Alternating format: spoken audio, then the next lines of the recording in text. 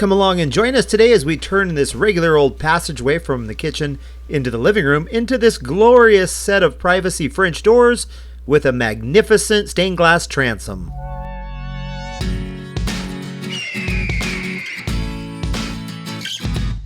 This is where the French doors are going to be installed. This is just what it looks like beforehand. Just a big opening. We've got some little glass panels at the top. And then this is just the frame. This is exactly how the house came. So we want to separate these two rooms. So we're going to go ahead and put the French doors in here. This measured exactly 6 feet. Let's go ahead and get started and get this French door put in. What we discovered is our gap between the two posts was a little bit too wide. So it looked like we needed about 1/4 of an inch to fill. It might be a tad more. But what I discovered is I had this left over from another project. These are cedar safe closet liners. So it's strips of cedar and they're exactly 1/4 of an inch. This is what they look like. They come in a lot longer. This one's cut. And the only thing I had to do is they were a little wider than I needed. There's a small lip. I don't know if you can see that. There you go. This little lip. On the ones I installed, I just had to saw that. So I just cut the lip off. And then it was the exact width of the door trim, the inner door trim there. So it worked out just right, and then it bumped this out 1/4 of an inch. So I'm hoping that's going to be enough. If not, I might need to do one, either a double layer or put one on the other side. It doesn't matter what these look like because they're going to be pretty much completely hidden when we're finished with the project. So I just thought that was a neat little way to, and these are actually pretty cheap. I think it was, like I said, I had these left over, but I don't know, it was 20 or 30 bucks for a giant box full of these. And these are great too. They smell really nice. They have that nice fresh cedar scent. So what I'm doing next is I'm trimming both of the doors down to 78 1/4 inches. These were exterior. This was an exterior door, so it's they're built up a little higher because it comes with a metal threshold. But we're going to have no threshold since it's an interior door. So you got to trim off some extra so that there's not too big of a gap in the bottom of between the door and the floor. We just want maybe like a 1/2 inch gap or less. So I went ahead and marked that where I wanted to drill it, and then we're going to go ahead and put this on the saw here. And this is how you get a nice straight cut. Gotta prop the back up though. Keep it flat. So I'm going to put a little shim back here.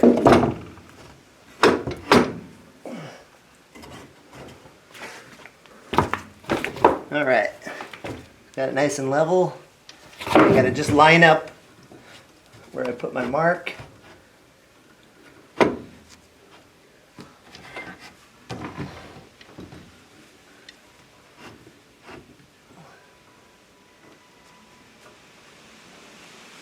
Looks about right.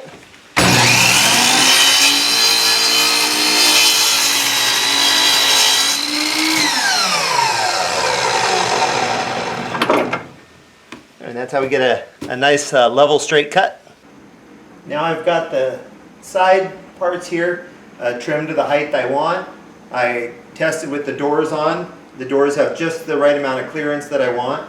And then the last thing I did after I did that, I cut my cross beam. So this is going to go up here. And that's going to fit in nice and snug. I cut it just right, so I got to tap it with the hammer to get it into place. Before I put that cross beam in, I'm going to go ahead and attach these to the walls because it's going to pull them up tight to the walls. So this is going to move a little bit. Once I got those in place, then I'm going to put my cross beam in, and that's what we'll be screwing to. So let's go ahead and screw these side walls in. What I'm going to do here is I'm going to go ahead and pre-drill because I don't want to split out. Some of this might be going into some of this trim, although behind the trim is solid wood from what I can tell. But I still want to pre-drill.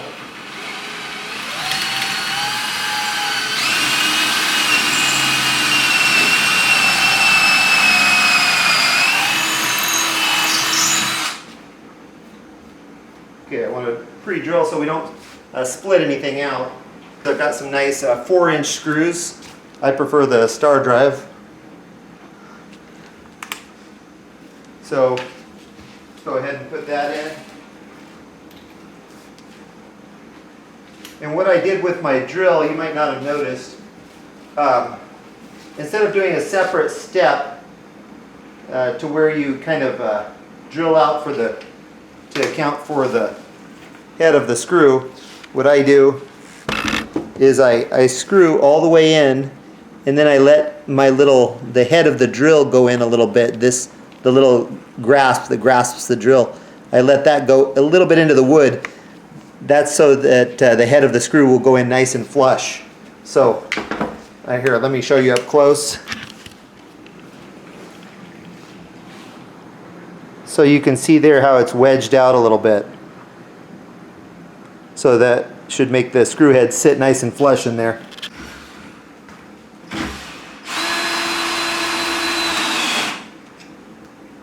Yeah, pulled it up nice and tight. So I'm just going to go ahead and do those all the way around the frame now and get this nice and tight and in place. We got all the screws put in, and then Dad filled them with wood filler, so you can see there. And he's going to be doing the top right now.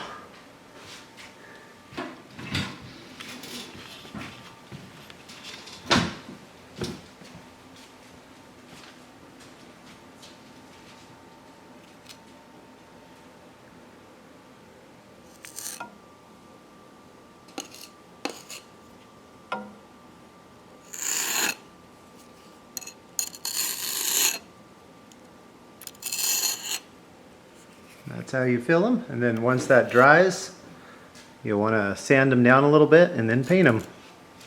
So that's what we'll be doing next. Alright, so we've got the basic installation pretty much done. Let me show you how it works here. So the next, what we did here is we went ahead and put in all of our screws into the wall, and then we covered them up with some wood filler, and then sanded it and then painted over them. And then also into the 2x4, so there's this 2x4 that we put up above there. So this is all screwed, it's all sanded, wood filled and painted. Then we drilled out a little hole here, and that's for the little notch that goes in this part of the door. So there's a little notch here that pops up here, see this little guy? And that's what holds the door in place. So we drilled that out, put in our little faceplate, and so that's what it holds. So this is basically, the door with the little insert is the door you want to put that's not going to open most of the time. So this is the main door people will use. And then we put some really attractive little knobs from Schlage on there. Kind of has a little Victorian type look. So those will keep it closed. And then we got these nifty French doors that have the little blinds that go up and down. Another handy feature. So that's it for this part. That's the main part of the installation of the doors. Next thing we're going to do is we just put this train up here temporarily, but we're going to put a nice pretty stained glass in this space and then close the rest of it off around it and frame that in. So, but that's the gist. So if you're just framing indoors, you can stop watching right here. Otherwise, stay tuned and see the glass that we're going to put in next. For the next part of our project, we ordered some stained glass to fill in the space above the doors. And this is from Terraza. It's a company back east that makes stained glass, and they're pretty awesome because they can make any size piece. You just tell them what your opening is or what size you'd like, and then they can custom make you one. So what we did is we found one that was it was the right height but not quite the right length. So what they did actually to save us money is they made 2 complementary end pieces that would go with it. So let's have a look here. Looks like it's very well packaged. As you can see, it's got all that popcorn, and then it's in a solid wood. Okay, so it looks like I'm going to need a screwdriver. That's what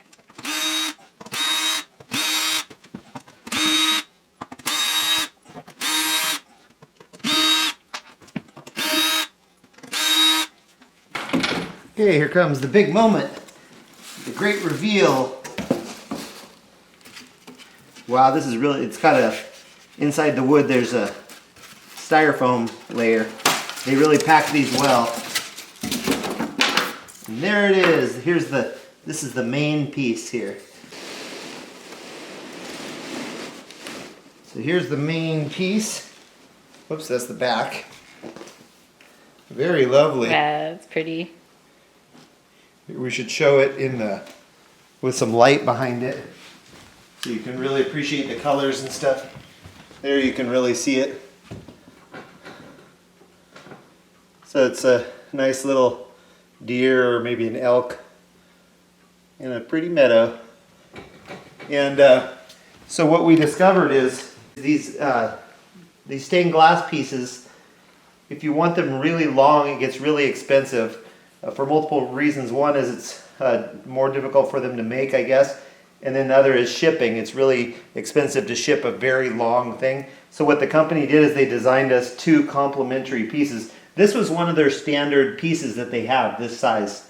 So they designed us 2 complementary pieces. Let's have a look at those.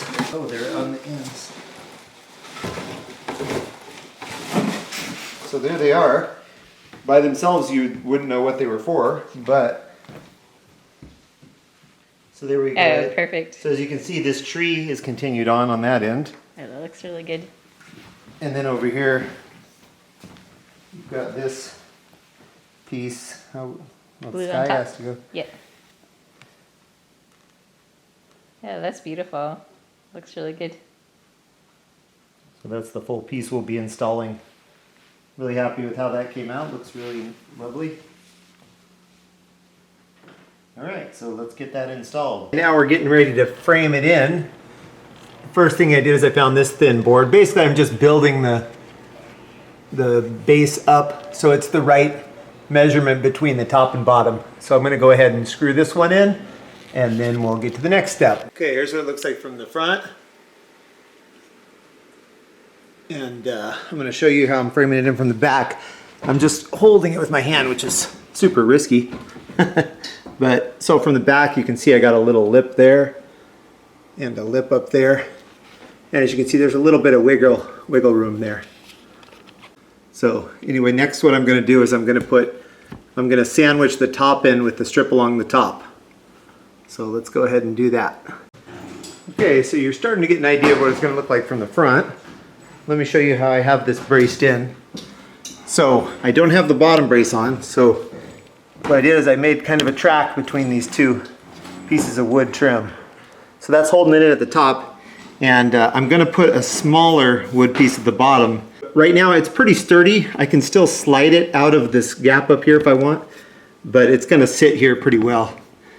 So I'm going to do it in such a way that if I ever need to remove it, all I'll have to do is remove this the bottom strip that's going to go right here, and then I can actually slide this out, as you can see. All right, so this slides up into that slot up top, and then just push it back. Oops. So up in the slot, and then that just slides back.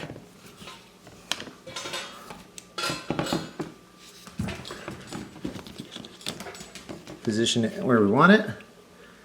Okay, now I'm going to put in the last board that's going to sandwich it in. That's this guy here. So this is going to go right here. And I got the screws all pre-drilled and ready to go. And once I have this in, now you can see these are nice and secure. So I'm going to go ahead and screw those down in. Okay, we've got it all framed in now. So you can see I just used these little small pieces of wood to put where the space was between the 2 glass pieces, or the 3 glass pieces. And then I used one on the end to kind of hide the metal frame that's on the stained glass. That's the back side, so it's not going to be quite as pretty.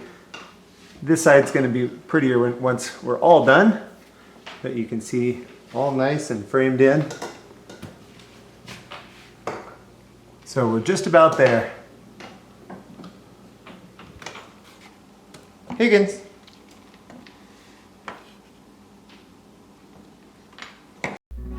For some reason I forgot to shoot video of the final product, but here you can see in this nice photograph how it all came out. And we thought it looked absolutely fantastic.